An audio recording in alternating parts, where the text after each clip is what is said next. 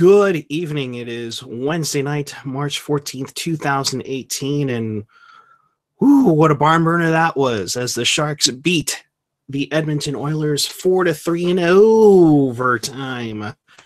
We will break down this game and have a lot of fun with it. We'll talk about a couple other topics, of course, as well tonight on Teal Town After Dark. Hi, everyone. I'm Eric Curra. You can always reach me on the Twitter machine at PuckGuy14. But, of course, if you want to be a part of the show, chat with us and fellow Sharks fans in the YouTube chat on the page or the app. You can use the hashtag TealTownUSA as well if you want to join us. But make sure you always follow us on Facebook, Twitter, Instagram, SoundCloud, and YouTube. All right.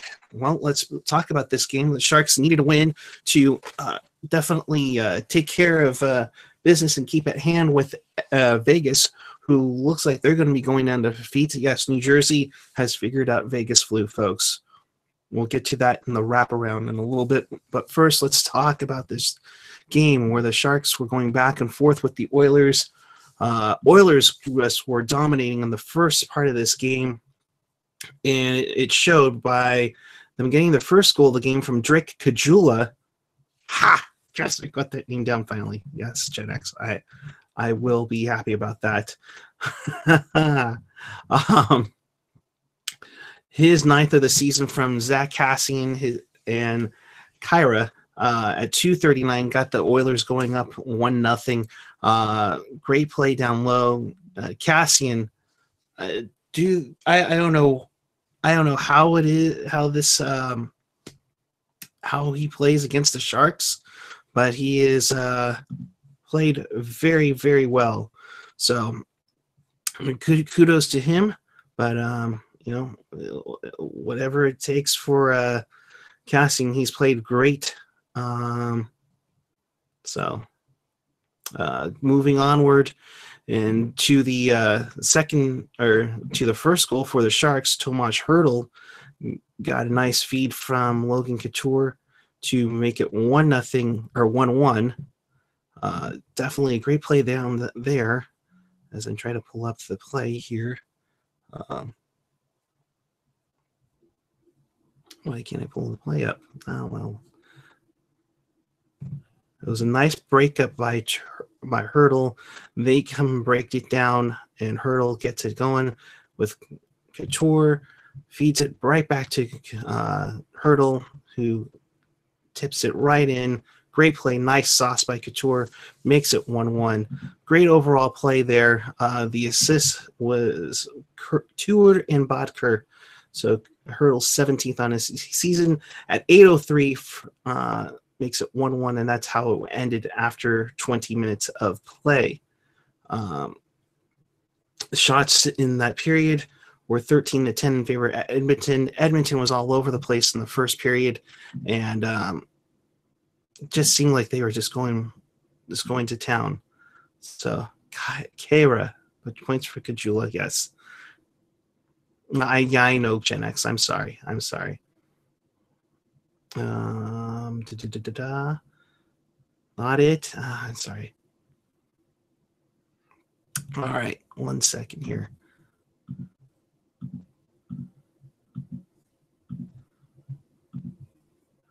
One second.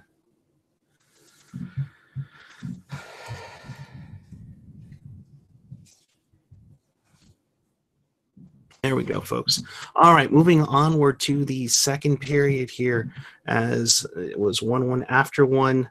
The second period, Oscar Klefbom, he had two great shots that led to great goals there. This one he gets credited with his fifth on the season from McDavid and Adberg, or is it Aberg? I'm sure Gen X will fix me there. 2-1 Edmonton at 7:44 the second. And then, of course, the Sharks get back into it on the power play. If you've been following me on Twitter, you know very well that I've been making this bet because I'm getting really tired of the Sharks just getting either nothing on the power play or just one power play goal. Logan Couture ties this game up at 10:01, just a scotch over the halfway point of the game on the power play from Burns and Pavelski. Let's see if I can pull that up and share it with you guys. Yes, here we go. A great shot by Logan Couture from nearly the face-off dot there. Why can't I pull this up? There you go, folks. As Logan gets the power play goal. Of course, the running thing is 2 power play goals, and I would be wearing a Brody Brazil Sharks jersey. And if you were watching Brody and Curtis on Twitter Mission Live, they kept going at it pretty much, back and forth with it. But again, some strong goaltending by Jones, even though he let that bomb in from Clefbaum. Alex, oh, thank goodness you're here. Hi, bud. How you doing? Somebody saved me. Thank you. Good. So after 2 periods, it was 2-2. I thought that Jones played an excellent game throughout the night. He definitely had some big chances. Yes, he let a bomb from the point go in, but I thought he played overall a pretty solid night. We're talking about Jones, right? Yes. Setting up. Sorry. I only watched maybe most of the third period. I didn't watch most of the second period. I just got back from work. But we got another person. Yes. But I thought Jones had a great third period, especially overtime. Those were the 2 periods that I thought the season right now, he didn't really show up, or he didn't make the saves that he should have. And, give him a lot of credit when he did, because that overtime save that set up the hurdle shot was really good, especially over McDavid. Joining us also, Mr. Ian Reed, our Sault Ste. Marie Greyhounds insider, I guess you could say as well. Nice hat, good sir. Getting ready for playoff hockey. What can I say? You know it. What did you take from the first 2 periods tonight? I think low-key Jones is really... I know we talked about Jones in the third period, but I think just Jones had a pretty solid game overall. I didn't really fault him for much of what went behind him. I think that they use screens. I don't really think much of the goaltender interference call, but I don't know. I think that the Edmonton Oilers did a good job of causing chaos in front of them and capitalized on it. But the fact that we haven't really, I don't think anyone's talked about Dell since the only thing that anyone's talked about Dell lately is his extension. So I think that speaks volumes. I am surprised though he didn't play tonight. He's gonna play. Yeah, I think I think Randy was right. That Dell will get the start on Friday and Jones will get the start on Saturday. So Dell's got to get in there. I mean, nine in a row is just crazy, I think. Yeah. So, moving onward to the third period there. Again, Oscar Clefbaum, I thought it went straight in, but I guess it did get tipped in by Ryan Nugent-Hopkins for the Nuge, as he's well known. His 19th of the season from Clefbaum McDavid. McDavid with the 2-point night. That was about a minute 30 or minute 26 into the third period to make it 3-2. Edmonton. It's like McDavid does damage in quiet ways. He does things loudly.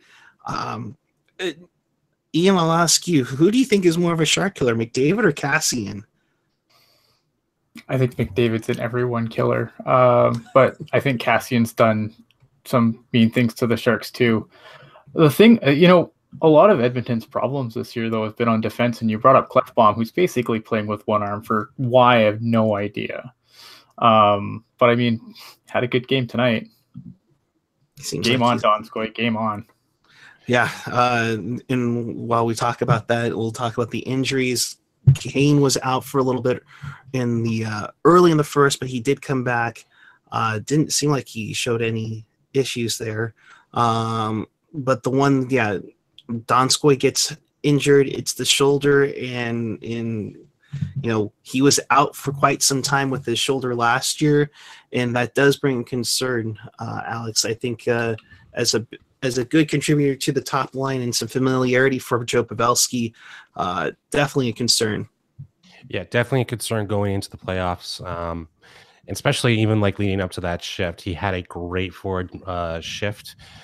And I can't remember the last Shark that had a shoulder injury leading up to the playoffs. I think Marco Sturm, or was that there was that infamous injury in 2004 where he got hurt for it. Yeah, so I don't think I think Marco Sturm was a better overall player than Donskoy, but of course Donskoy can still be that player. But it's going to be interesting to see what happens the next coming days. Yeah, it'll be interesting, especially as they get into Calgary, to what we hear about it. I would think that at the worst, Rudolph Balcers gets the call up, you think? Oh, gosh, I don't know. I feel like you throw Barclay Goodrow back in, and then the answer to every question with Peter DeBoer, and I stole this from Twitter, but it's so true. The answer is Milko Karlsson. Who's going to play first line? Milko Karlsson. What am I going to eat tomorrow? Milko Karlsson. Who's going to fly? Milko Karlsson. That doesn't matter. That's Peter DeBoer's question for answer for everything. Is Milko Karlsson. We've seen it all year. It's going to continue. Gaudreau draws back in. I don't think they're going to call anyone else up. And Milko Karlsson's the answer to everything. He's the answer to all of our prayers. Yes. Well, prayers can be answered in certain ways, and maybe it can be answered by Dilly! No. Dilly! Yes, Brendan Dillon with a great shot from the point ties this game up 3-3. My goodness, folks, it's you get you get contributions from good people, and that's what happens. And sure enough, Brendan Dillon makes Rocket Backhander very happy all the way out in Nashville. But guys, Dilly, your thoughts, Alex? Great shot from the point. I think the offensive rush set it up. I think there was a good 2-minute rush leading up to it. I think Brandon Dillon has been the most consistent Shark besides Vlasic. Burns has been a little bit inconsistent lately. Of course, where has Brent Burns gone the last 3 weeks is the main question we should all be asking. I don't know what exactly is going on with Brent Burns, but it seems like he hasn't been the same player the last month.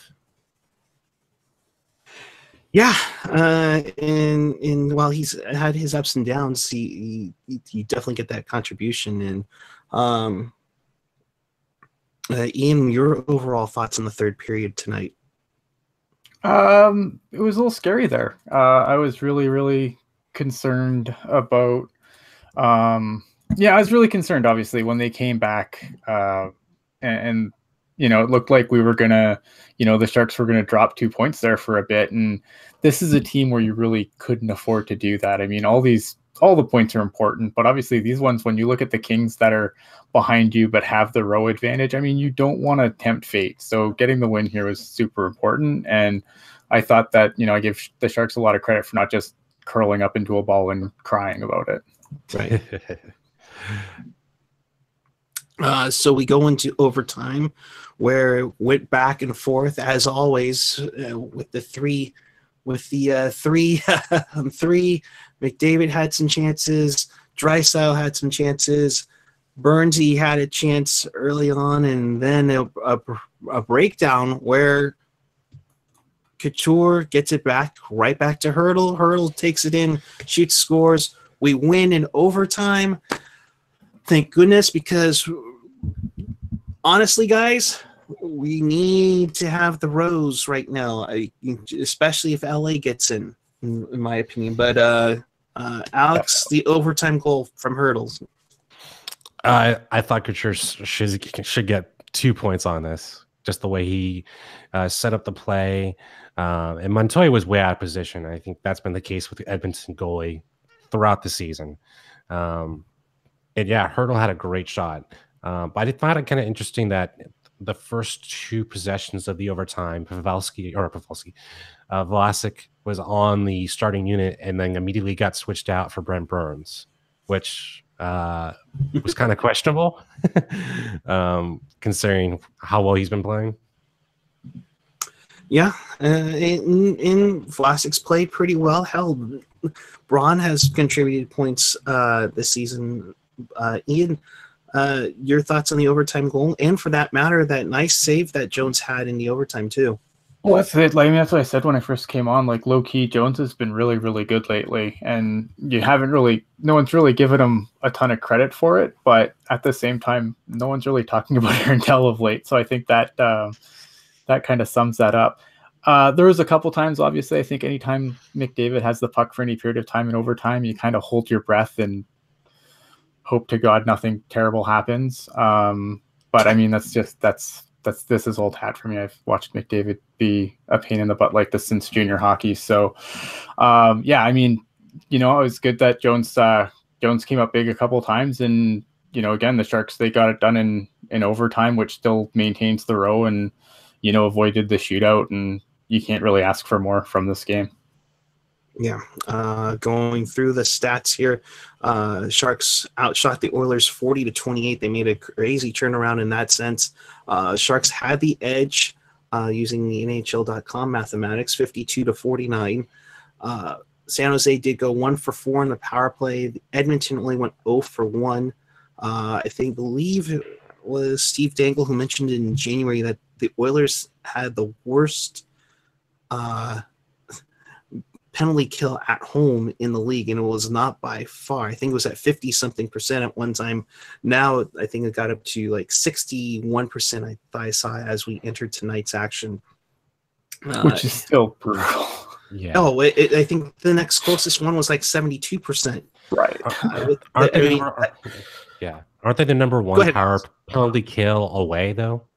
Or is that? I believe that's true. Yeah, I mean, like it's kind of weird. It was something like that. I remember that. Yeah, I can't. I don't have the numbers in front of me, so I'm not gonna. They're either way. They're top 5 away and bottom 5 at home, which is just bizarre. No kidding. That's just crazy weird. Hits. The Oilers hit 23-17. They've made them take some pain. That's not good.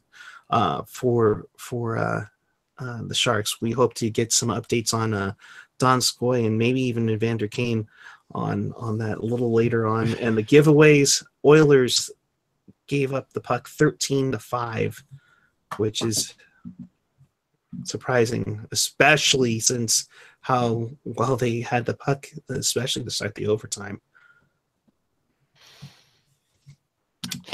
Do you guys think this is the last time we're going to see Topical on?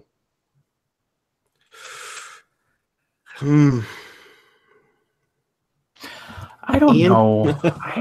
I don't know. Like, it seems like that's probably the domino that can fall. I don't think Chiarelli's in any real danger. I think maybe Chiarelli should be in a little more danger than he is just with some of the deals that he signed. But Todd McLellan, I'm just not sold. I've kind of been of the opinion for a while that Todd McLellan will be behind the bench next season, but with a very short leash. And if the Oilers stumble out of the gate really hard, Todd McLellan will be gone.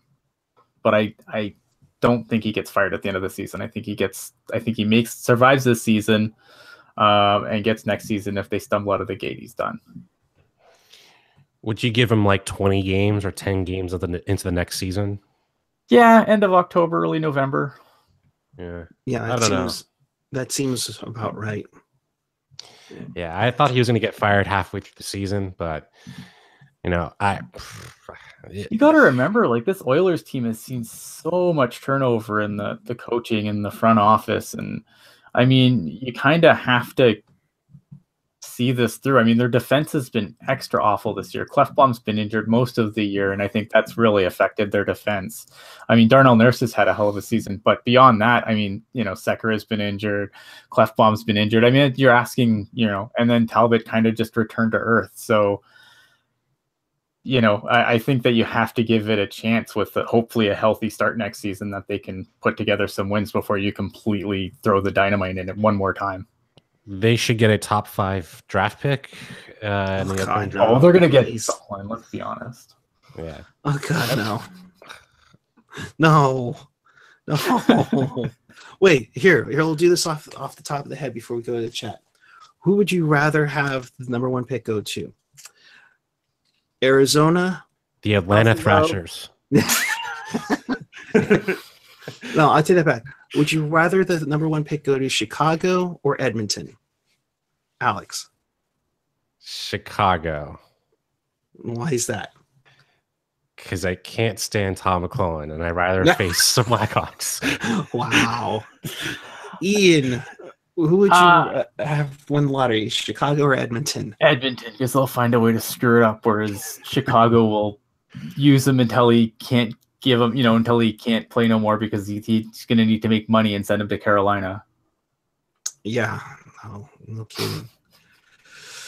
Hi, in the chat, let's just going through it first off. Hi, Randall. Rob Iman, I think Chiarelli and T-Mac are both out of here. I don't think so. I can't see it. Eli BSF, during that OT, we had Tierney and Meyer out against McDavid and Drysdale. Was holding my breath, but we survived the next shift and Total scores game. Yeah, you can't have Pavs, Couture, Burns, Hurdle on the ice the whole freaking time. Yeah, it's just crazy. Let's see what else in there. Buffalo's going to get the number 1 pick. No. No. Gosh. Let him have it. That'd be too easy. Nice and East. Don't have to deal with, man. That kid's going to be something. Yeah, and Gen X saying they were 31st on the PK, number 1 on the road. That is. I can't remember any time that's been the case. That wide of a difference. Yeah. Remember the second where they just looked to spring people on breakaways? Yep. They of course, when you have that speed, of course you can. Chris, as long as you count being consistently bad in the face-off circle as consistent. They were bad and they were feeling bad. Yes. So that's the gist. Was there anything else that you saw in the chat before you came on, Ian? I don't think so. Gotcha. All right. So let's go to the NHL. Or wait, no. Before we go to the NHL wraparound, we have a signing to talk about, and not to steal thunder from TTG. So I'll make this a brief one. Oh, that's fine. Letinoff signs an entry-level deal with the Sharks. I'll have you talk about it because I don't have the numbers in front of me, but so Maxim Latunov's a guy who we acquired. He's with his third. Like, he's been a prospect that's been moved a couple of times for indecent deals. I believe he was St. Louis's initial pick, and then they traded him. I can't remember who for, to the Coyotes, and then we took him off the Coyotes' hands. He's played for UConn. He's almost a point-a-game player in UConn. He forgoes his senior year, which is something that always makes me nervous with the college players, because they can, if they stay for their senior year, all they have to do is hold out until the 15th of August, and they can go their own way. Not ready for prime time yet, but I like his vision. I like his stick handling. He needs to bulk up a little bit still. The dude stands 6'5", but he's you could use him as a sail. At least you could before. I don't know how much he's beefed up at this point, but definitely a guy who's going to be probably joining the Barracuda in short order, and I'm looking forward to seeing what he does. Good to know. So you think he probably would start next season with the Barracuda? He might start now with the Barracuda, because he signed the deal. If UConn's done, it's hard to keep track of college because college is weird. But if UConn's done, then he'll probably be reporting to the Barracuda sooner than later. Gotcha. Well, he, even though he has it signed, he has to go to the Barracuda now, right? Now that he's essentially turned pro. Yeah, he can't. I mean, once you sign the contract, your college days are over. So, yeah, I mean, he's old enough now that basically the Barracuda is pretty much his only option. Gotcha. So, and Leanne just saying that UConn is done, which is what I expected, because usually they don't sign before they're done playing. So with them being done, he's going to come. He's probably going to play for the Barracuda in short order. I would expect to see him within a week or so. He might get a few practices in first, but I mean, the Barracuda is so strip-mined right now, they need all the help they can get. Yeah. And if Donskoy is out for a long period of time, that's another call-up that's not going to be I don't think you throw him into the fire. I think you let him adjust to the the AHL game first, and then if you see something, Luchinov's the center. Was asked in the chat. Gotcha. I think he plays on the Barracuda. And I think you just let him get used to the pro game. He's probably one of those guys that gets called up to just skate with the team if they make the playoffs and hang out. Like I'm sure Balsers should be up to all they'll be black aces. They probably won't play, but they'll be around the team. How is the Barracuda doing? Terrible. Okay. They had a really good weekend, but overall I think playoffs are a significant stretch for them at this point. Are they like 8 points back, or? I don't have the numbers in front of me, so I don't want to. Yeah. I think I remember hearing Nolenberger say it would probably have to, or talk to Roy Sommer, that would probably take like 11 of 13 for them to get in. Pretty much have to run the table, yeah. Yeah. Okay. I'm bringing it up right now. So currently the Barracuda sit in sixth. Yeah, I mean they'd have to run the table and then some. I mean they're on a 4-game winning streak, but their points percentage is only 0.537. That's a lot of climbing to do. And with Stockton at 0.582. Right, Stockton and Ontario both at 0.582. It would take a monumental collapse by one of them and just a hellacious run by the Barracuda to even sniff the playoffs. And that's it's just what it is. And Bebo's been great, but I mean, he just, he can't put the puck in the net either, though. Yeah, and he got rewarded with a 2-year contract, so he's played pretty well. And now you have your goaltending situation pretty much solidified now for a good while, which is good. But now onward to the NHL wrap around. Reach around. Hashtag. It's wrap around. Hashtag. So a handful of games on the NHL schedule tonight. In Toronto, in a shootout, the Leafs beat the Stars 6-5. Patrick Marleau with the tying goal with just seconds left. His 22nd of the year. McElhaney gets the win. Ben Riemsdyk with the hat trick there. Jamie Benn, thank you for the fantasy points. And the Leafs beat the Stars. It'll be a nice LFR from Steve Dangle tomorrow morning. In New York, the Rangers beat the Penguins 4-3 in overtime. Mika Zibanejad at 2:53. He gets his 22nd goal this season. He also tied the game up with about 3 minutes ago in the third on a power play goal. And so the Rangers get the 2 points, but they're probably done as it is over in the East.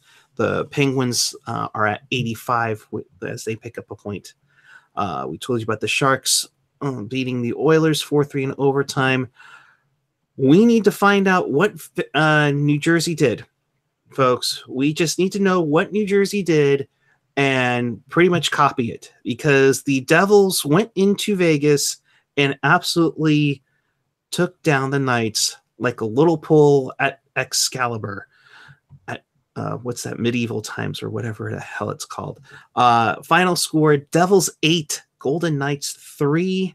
They were not golden tonight, folks. Coleman, Hischier, Sajak, Neusen, Coleman, Grabner, Palmieri. Taylor Hall gets his 31st on the year, even though his streak ended, unfortunately. And for AJ, Eric Holla gets 2 goals, 26 and 27 on the season. Marc-Andre Fleury was pulled in this game as well. It's getting to the point, guys, where this streak that I'm about to talk about is just all kinds of brutal. And if the Canucks are tanking, they are doing it in a masterful way. They haven't scored since the 7-minute mark, like 7:51 into the second period. They have now gone well over 210 minutes without scoring a goal. They were shut out again. 3-0 to the Anaheim Ducks. John Gibson gets the shutout. Brandon Montour with 2 goals. Jason Chimera gets his 3rd on the season as well. All in for Dolan. Obviously. As we take a look at the standings now in the Western Conference, by virtue of the loss, Vancouver is now eliminated. The Desert Dogs, sadly, were also eliminated a long time ago. I think they mathematically got eliminated tonight. I could be wrong. I think so. I believe they were. I think the Desert Dogs for sure were eliminated, and I think Vancouver is just on the verge. In the Pacific, the Sharks do gain ground. Woo! On the Knights, they're now just 10 points back with 12 to play. They're at 85. Vegas is at 95. LA is at 82. What damn. I don't have any we're going to catch Vegas illusions of grandeur, but LA makes me nervous because of the Rose situation. Exactly, and that's the point I was trying to make tonight, is that they need to have Rose big time. LA has 36 points, so we don't have to use the stupid Rose. Exactly. So LA has 36 rows right now. San Jose's at 34. It's always a good thing, especially since Anaheim is on the outside looking in as well. They are at 82, but they're at 31 rows. That is a lot of catching up for the Ducks to do, even though they are tied with points with LA and Colorado. And I believe that's supposed to be 83 for Dallas, since they went into a shootout. Nonetheless, Calgary at 80, St. Louis still hanging in there at 79, but Edmonton mathematically still alive, Chicago mathematically still alive, but not for long in my sense. Yeah, I mean, I think, let's see if I can count, like, I can count it correctly. I can think we can start doing a magic number, and I believe for Vegas it's 11 points for them to clinch a playoff spot. So St. Louis has 13 games left, times 26 plus 105. So so Vegas has 11. The Sharks have 21 to clinch a playoff spot. So that's your update through this evening. Wow. You're laughing. There must be something you're... Oh, I'm just laughing at Chris in the chat. It's not super relevant. What's he saying? He's just doing some Lady Gaga, and now he's switched to It. This is the kind of stuff that you have to come and watch live for. Yes, definitely.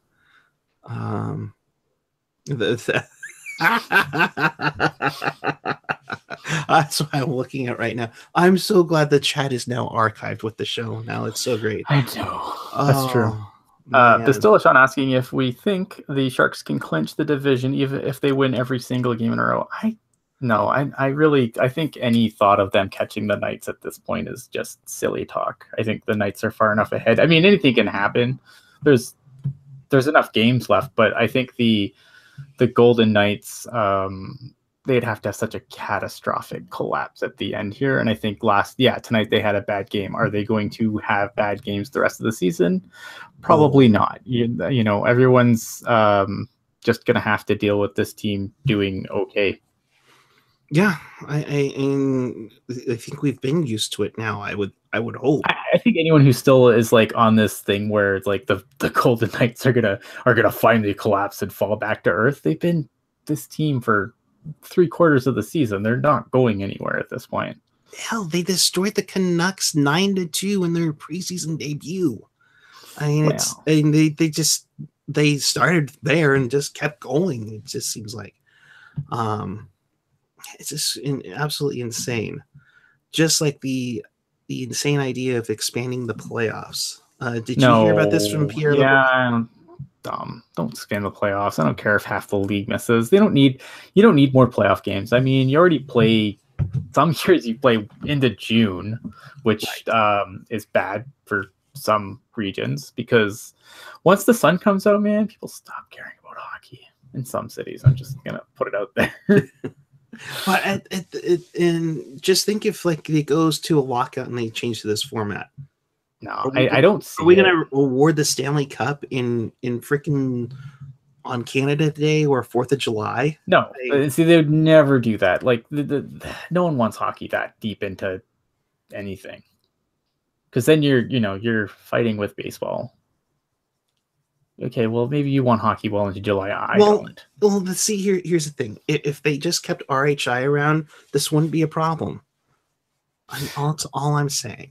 I don't know, man. I think that the Sharks should, or the Sharks, not the Sharks specifically, but the NHL.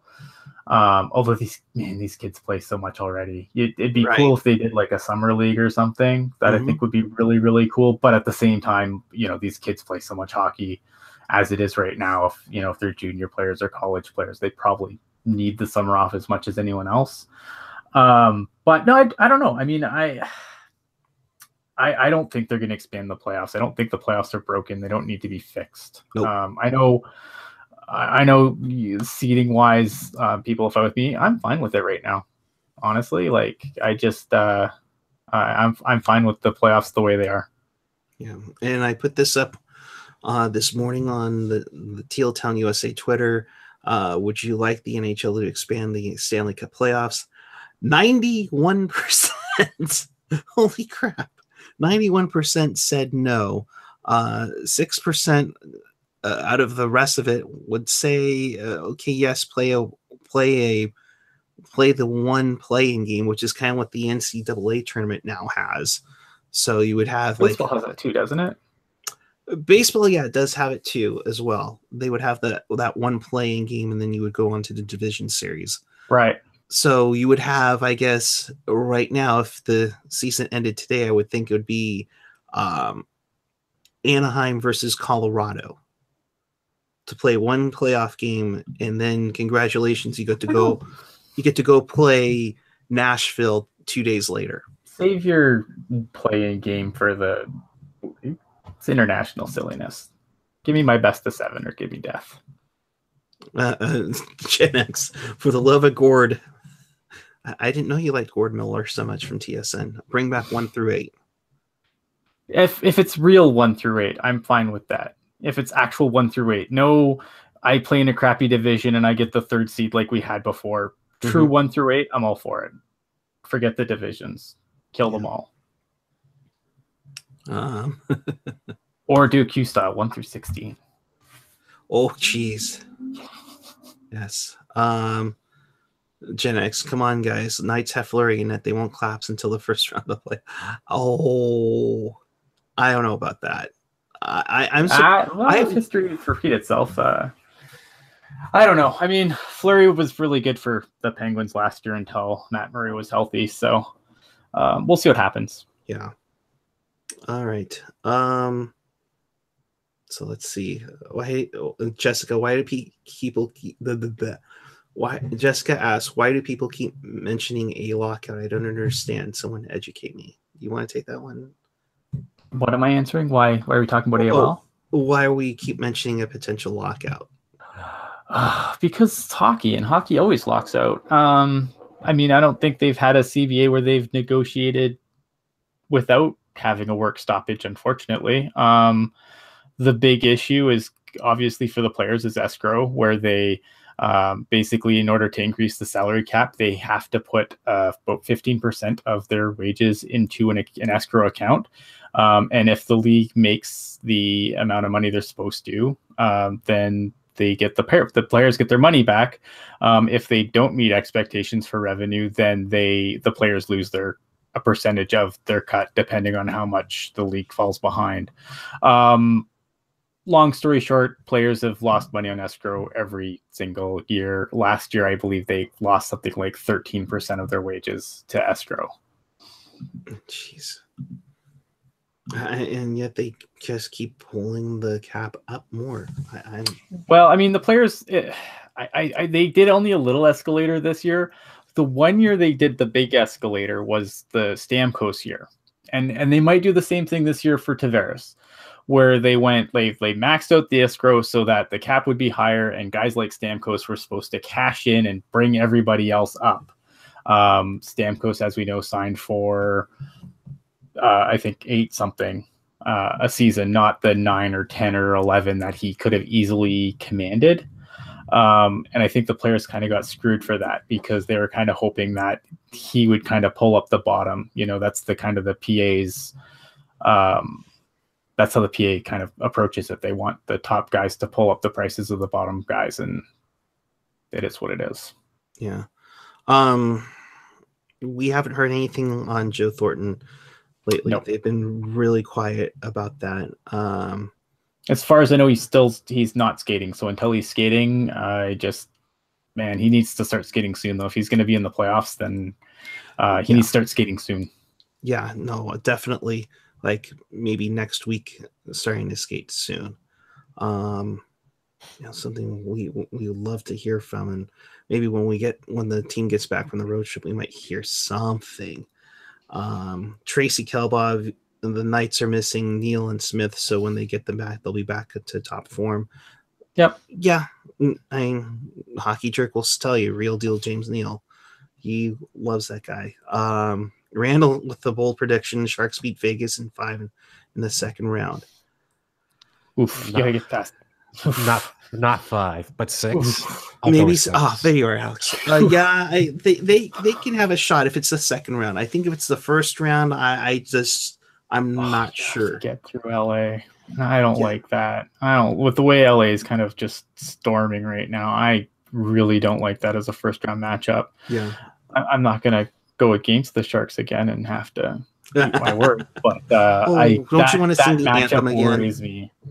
One thing I've always said about Vegas is that if they've had a remarkable season, not with many losing streaks, and if they're down 2-0, I could see them gain some. That's a team I could see you can beat if you get on top of them. I don't think there's enough talent there for a Stanley Cup contender quite yet. A lot of great 2-liners, but there's not a great first liner on that team. Well, you got James Neal, and I mean, you like, if everyone's always talking about secondary scoring. Vegas has 4 lines of secondary scoring. But is James Neal enough? Because is your star player that you can go to the playoffs with? I don't know. I feel like Vegas is dangerous because they don't. You have a couple of guys that you can really isolate in on, but the rest of these guys still find ways to score. I mean, and then you have to worry about Fleury. There's a lot of questions with Vegas, but there's, compared to everyone else, there's less. We are at that point, so we can start really talking about it now. But the matchups in the West, if the playoffs were to start today, yes, I can hear Chris sorry. Nashville would get Colorado in round 1. It'd be Winnipeg versus Minnesota. That'd be a quick local series. Vegas would get Dallas. That might be an interesting series. That's a bad matchup for Vegas. It depends. I think it depends on the goaltending. Yeah, but I think I like Dallas's talent more than Vegas. with James Bean, and then it would be San Jose versus LA, which is so boring at this point. which is why I think a lot No of way, people. man. I don't get that. Like, I know everyone wants to bring back like the 1 through 8 and stuff, but like, I get we've played the Kings a lot, and some of those series haven't exactly gone our way. But I love that series. That series is so nasty. I mean, it sucks because you have that series, and then it's like, oh, second round, super letdown now. I think because of Vegas, I think it's better off for the rival because we've only seen them 3 times this year. So compared to most years, we would face them 8 times if you include the playoffs. So Right. that was. But I don't understand this notion. Like, are you going to get excited? Like, would you be excited if it was the Minnesota Wild? Like, who gives a crap about what the Minnesota Wild is a Sharks fan? Ooh, the Alex Daylock Cup. Like, come on. Like, no, but really though, I mean, like, why would you not want to see the rivalry? I want to see the rivalry. I want to watch an actual series that I care about. I don't care about a series with the Wild. I don't care about a series with the Avalanche. I mean, that rivalry's so old and dead. I don't care about like a lot of these other teams, especially in the Central. Ooh, Sharks, Jets. Come on. No, give me the Kings. Give me the Ducks, man. I want to pound the crap out of these teams. I want to watch teams that matter. The Charlie Coyle Cup thing. Yes. I was going to say the Heat Lee Havlat Cup, but it makes the first round. Like, I know that people have their beefs with the system, but the first round is so much fun. Mm-hmm. Because generally the teams that are playing together hate each other, and it shows, and the games are exciting. Yes. But I do find that the second and third rounds don't quite match that intensity. Well, if you play the Ducks, you're set. True, but like it always seems kind of deflating once you get to the third round. By the third round, I mean it's the conference finals. If you can't get up for the conference finals as a fan, I don't know what sport are you should be watching instead. Exactly.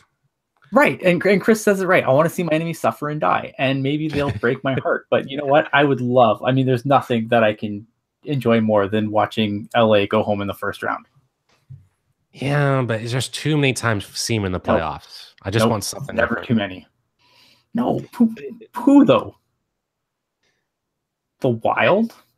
Anyone else? I'm just like at this point. Right now, if they were in the 1 through 8 format, it would be Nashville, LA, Vegas, Colorado, Winnipeg, Dallas, Minnesota, San Jose.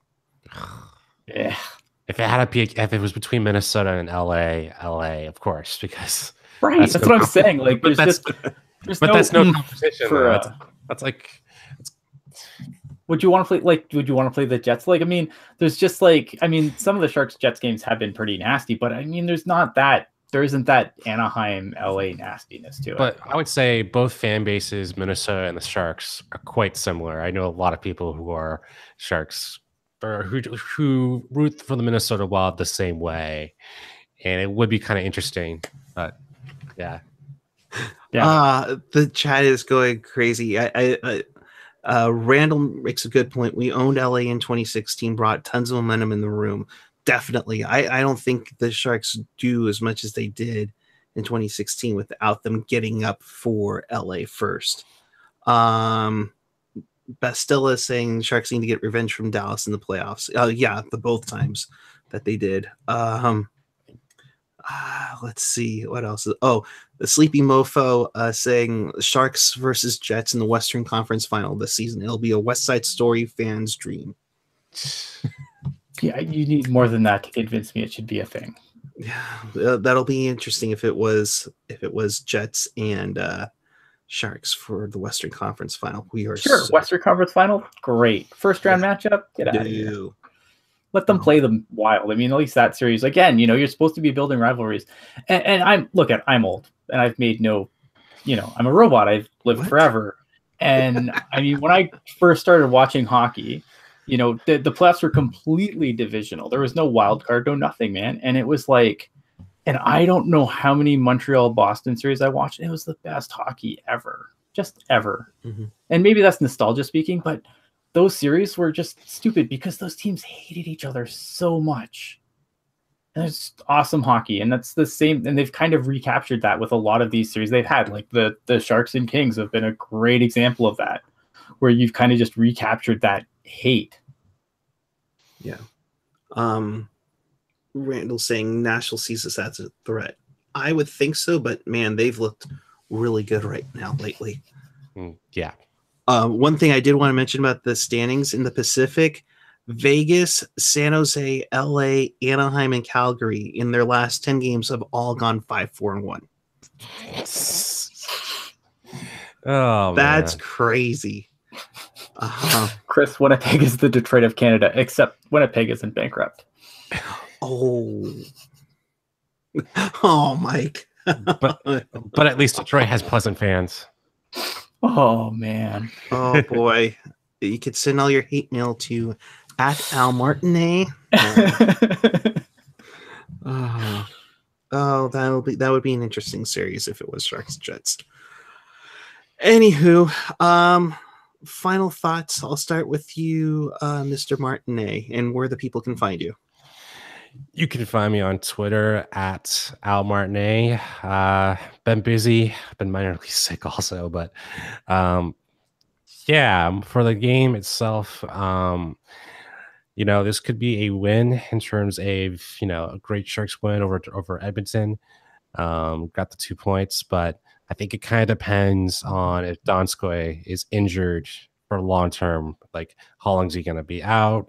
3 or 4 weeks. If it is 4 weeks, I think you have to take this as a loss for the Sharks, considering how well he's been playing this season. But hey, a win's a win, but you have to put that asterisk 2 at the moment. All right. Thank you, Alex. Mr. Ian Reed, your final thoughts and where the people can find you. Hey, I am Ian Reed. You can find me at Ian Blogs Hockey on Twitter. My final thoughts for the night are: this is a huge win. Obviously, if Donskoy is hurt for any period of time, I agree that kind of sours thing, but this is a huge 2 points for the Sharks tonight. And hopefully hopefully there are more 2-point nights to come, because they're going to need them if they're going to stay in this race, because this race is close, man. And it would be really unfortunate. I mean, I don't know what the Sharks are going to do come playoff time, but it'd be really, at this point, to come this far and miss it's inexcusable in my mind.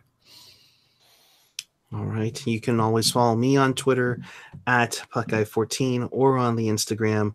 And of course, in case you missed it or you just want to watch this wonderful program again, you can check us out on tealtownusa.com or your favorite podcatcher, whether it's iTunes, Google Play, SoundCloud, Stitcher, TuneIn, or YouTube. It reminds me, I got to fix the TuneIn one too, our crappy logo. But check us out on tealtownusa.com. We will be back with you following Sharks and Flames. That's a Friday night. I believe that is a 6 p.m. start locally here on NBC Sports California. I believe that is probably going to be on Sportsnet in the Flames region. As Ian types it, makes sure, right? I know, I'm just a jerk. No, you're not. You're not a jerk. That's Hockey Jerk. And of course, they also play Saturday night against the Vancouver Canucks, who probably would still not have a goal scored by then. So, yes, Ian. Also, just tomorrow night, we are recording Teal Tinted Glasses, and we are going to have a special guest, so you want to tune in for that. Excellent. Outstanding. Mystery special guest. Uh-oh. Well, that'll be great. I hope so. It better be. If it's not great, to hell with you guys. I don't care. Okay. I think it's going to be great. Sounds good. All right. It's Mikhail Bucker. Steve Cropper in the chat. Yes, this is a Torrey Mitchell game-worn jersey. And unfortunately, I am not getting a Brody Brazil jersey because the Sharks still haven't scored 2 goals on the power play in a game. Come on. It was against the worst PK. Jeez. All right. We will see you Friday night following Sharks and Flames. And until then, keep it real, keep it teal, keep it real teal. We will see you Friday night. Have a good one.